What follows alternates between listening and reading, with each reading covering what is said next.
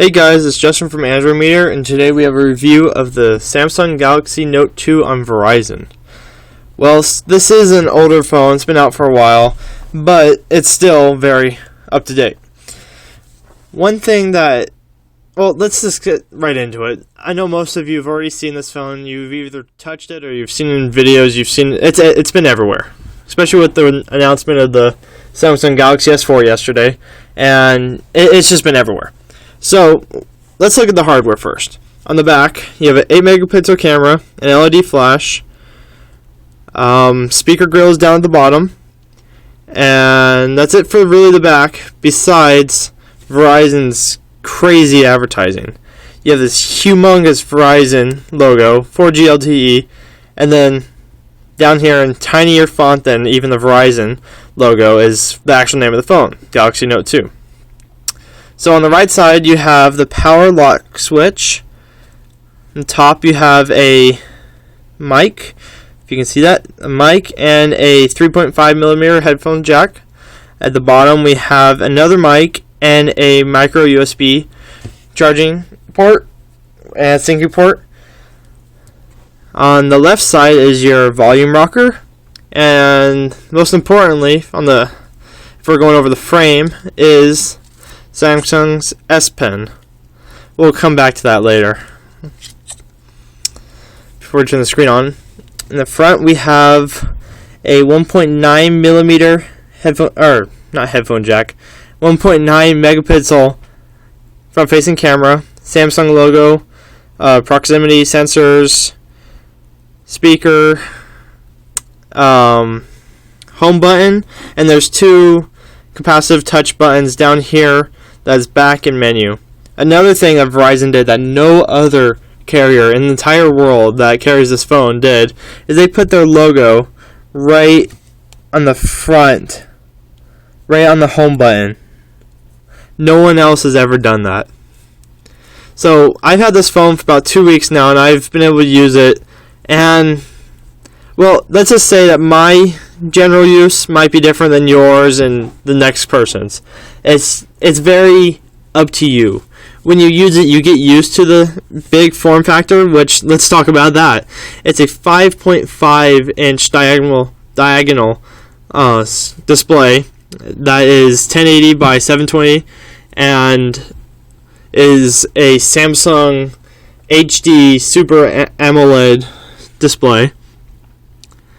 And when you see it, it's just gorgeous. This video doesn't do its respect, but you have so much screen real estate that you just don't know what to do with it.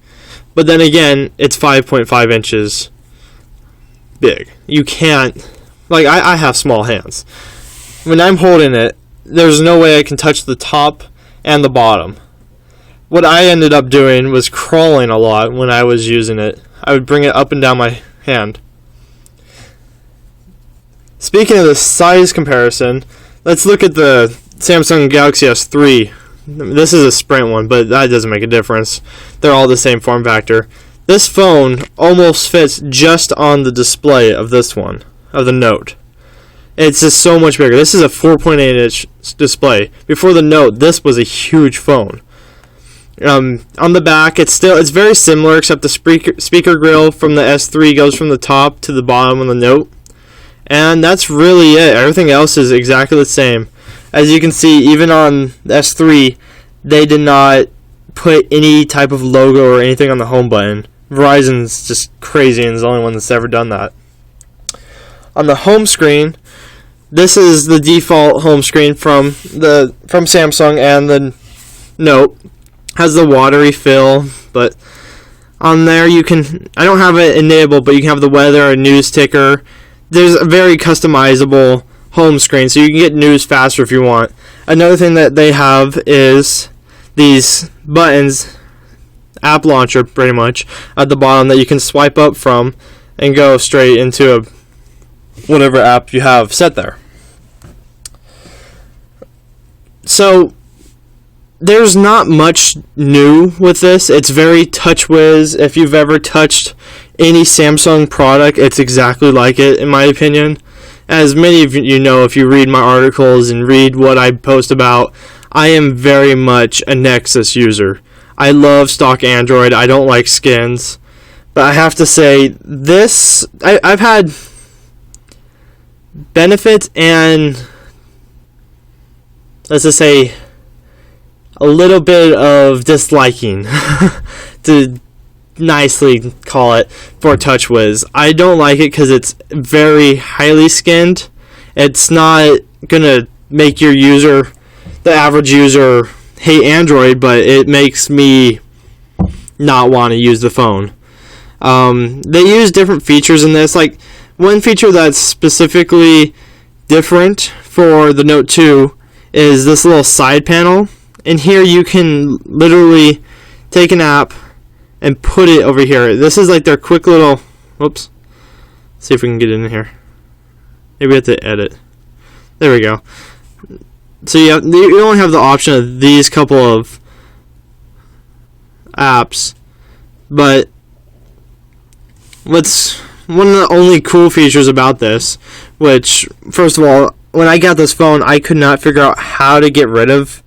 See if we can get this to focus. I'm not sure if you can see that, but there's this little round app launcher looking thing on the side where you click it and it slides out. But it's annoying because when you're in different apps, it's always there. So if I want to click on something, I might accidentally click on that and it pops out. It's a sore on my eye. I just don't like it.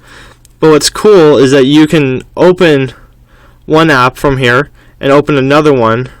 Oops, I did that wrong. And then you can do multitasking. So you have both your web browser and your second application. You can have YouTube running and you can have your web browser. So you could be watching a video, sending a text message, and just checking out the website. So my biggest thing is that you couldn't get rid of this. Well, after searching forums and websites and everything, I finally figured out how to get rid of it. You just hold the back button. It just disappears. I had no idea where that was at or any idea how to even find how to get rid of that. So, with this huge display, with all the real estate that it gives you, there must be poor battery life, right? Well, in my experience, sort of. I mean, of course, this device is from Samsung, and it's been reviewed by probably hundreds of people, so it's probably been beaten up, and the battery life has gone down with use. But I could get about 3/4 of a day with heavy usage. I was always afraid to put so much use on it just because I was afraid in the middle of the day it was just going to die on me. It does have a 31 milliamp hour battery in it. The processor inside it is a 1.6 quad core. There's 16 gigs of memory, 2 gigs of RAM. There's also a SD card slot, micro SD card slot, so you can put up to 64 gigs additional storage in there. The video on the camera, which is an 8 megapixel, can shoot up to 1080p video. It's very beautiful. The pictures it takes are really nice. Everything about this phone is up to date, up to everything. The specs are great. Everything is amazing. When using apps, I had zero lag. Let's open up the AndroidMeter app.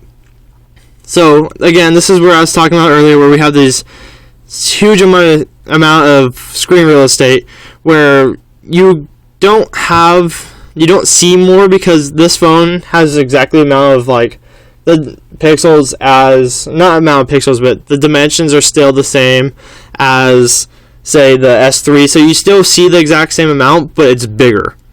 So when you see this, sometimes you would have to, you weren't sure what this smaller text says, but on this you can read it clearly. And when you go into an article or something, it's amazing. It's so clear. It's so clear. I don't know what else to say. And I've never had any lag, any hiccup. It's always been amazing. So this is running on Android 4.1. It's not up to date like the Nexus, but at least it is running Jelly Bean compared to a lot of phones that are coming out that still are not. But one of the biggest features with Jelly Bean is Project Butter, and you can see it all over this phone. You never have any lag. It's always so smooth. Another feature is Google Now, which took some hunting to find. Which basically you have to open your multitasking, which is, like on the Nexus, there's a button that you click. Well, this you have to hold the home button. On the multitasking, you can remove all your recently opened apps. You can go to Task Manager, or there it is, you can find Google Now. Google Now has always been a great feature that I love, and I think needs to be used more by more people. And I don't think it's even known about. It's not even loading now, but of course it wouldn't because it's on camera. It's camera shy. So let's start talking about this S Pen. Let's put the phone down for a second. The S Pen is very simple. It says Samsung on it. You can't see it. It says it right here. And there's this little button right here. And the rest of it's just plastic. When you can like hear it rattling, and to me it feels very cheap. It's supposed to be one of the key features that comes with this phone, but I've never. When I was actually using this full time, I hardly used this, and when I did, I forced myself to use it just so I had experience with it. I mean, it has cool features, like when you hover over the screen, you can actually see stuff. Let's go into this article again. When you're over different stuff, it reacts differently. Sorry. When it hovers over stuff, it reacts differently. So if you're down at the bottom, it can actually like scroll. When you're over text box, it actually changes. So it actually recognizes where this is, and so all of a sudden you're over here and it shows the cursor. Like if you can't see it, can you? Let's turn this brightness down. So when you're over it, there we go. Now you can see it. You can see the little cursor changes. And this is all not touching the screen. This isn't like the old days where you had to push into the screen. This is all just based off of magnets, and it works quite well for the pen. I wish, like I said, it would be a little higher quality, but Samsung likes to work with plastic. They've said that before, and they're not going to go away from that. So this pen offers different uses, but I've never really used it. The one feature that I could use sometimes is you press it, and when you're on the screen, you messed up. See, it's just so cheap almost that it feels like you're gonna break it. So you're pressing down the button. You can hover over, or not hover over, but actually draw and take a cut out of whatever screen you want, and then you can open it up in like S Note or something. And then where is it? Oh, this is another thing. Sorry to keep switching back and forth, but when you hover over different things, it'll pop up, and like different things will open up. And so let's try opening a physics paper. Maybe. There we go. And so it added that little clip that I did to the physics paper, and so I have these different tools. When I hover over different stuff, it says what it is. This isn't me touching the screen, this is just me hovering. So I can hit text mode, and I can actually write stuff out, or I can do drawing mode and write on the screen. The writing, that's the one feature I like with the huge screen in the pen, is I love writing. Writing just works perfectly, and that's the one benefit that I have with the pen, is if you're writing something out, you want to make it actually not look like you're trying to draw something with your finger. This has a lot of work, a lot of potential with artists and stuff. Like one of my friends took and used the note and drew a picture. She just drew a flower with a mustache, but she did that all with the pen and with this. Of course, you need to be somewhat of an artist, which I am not. I can't draw to save my life, but it works very nice. It's very fluent. There's not much to say about this phone. this phone is soon to be outdated because the S4 is already out. They're probably going to come out the Note 3. But it's good to know that as this price falls down on the Note for any carrier, that means that you will still be able to get a device that's still up to date, that will last you your 2 years on contract, and you will be paying a decent price for it. Of course, this is on Verizon, so Verizon's done their own things besides putting the giant logo on the back, the logo on the home button, logo down here. But one thing that they did and no one else did, again, that a lot of people have complained about, is this top where they have all these toggles. There's no Wi-Fi toggle. What they did is made this little Wi-Fi notification thing on the bottom, and they kept it there. No matter what you do, you can never get rid of it, and it's always there. And for me, it bugs me because whenever I pull down my notifications, I don't want to see this sitting there. It's annoyance, and it's something most people would probably never see, never care about. But as I'm just being really nitpicky, I don't know. I don't like it. Most people might not like it. But let's take a picture with this. Let's see, what can we take a picture of? Let's take a picture of the S3. Of course, let's see if we can turn the flash off.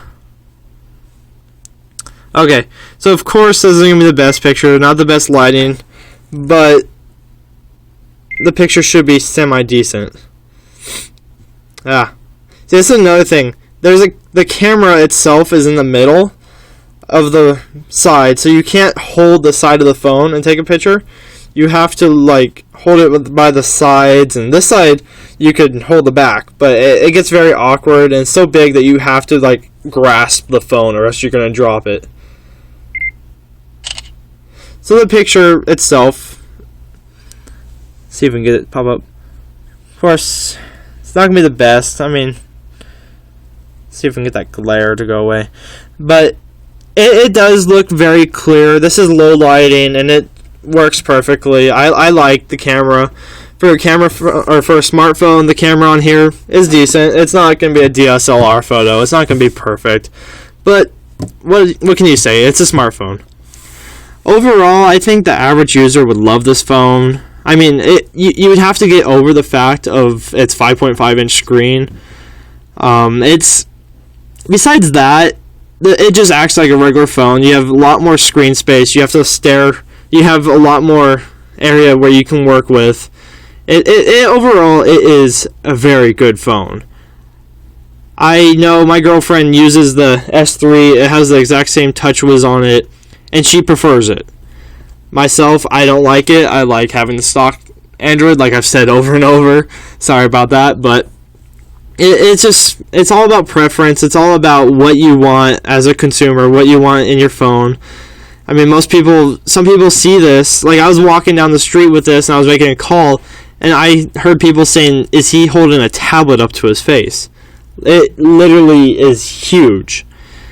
I mean, you get used to it. If you have big hands, you might actually prefer this because of the screen size, and you can actually hold it and touch it. But it's overall, I think it's okay. Not the best, but what are you gonna do? I mean, my phone of choice, of course, is the Nexus 4. But this, again, fits on just the display. The whole phone fits on the display of the other phone. But again, it's nothing that you can change about it. It's always the phone, no matter what the review is, no matter what the reviewer's opinion is, it's always going to be about the consumer and the individual. It's going to be about who wants the phone, what they want in it, and what features they want in it. There's so many features packed in this with all their Samsung specific stuff that you could probably make this your dream phone. They have things like S Voice that you can do commands with. You can do everything with this phone. It's almost too much for me, and it's just too not stock Android for me.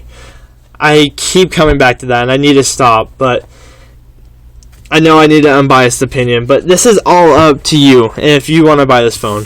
It's perfect for anyone that wants to do texting or emailing, or it's a great business phone actually because it's stylish. You can write out memos. Whoops, let's turn that off.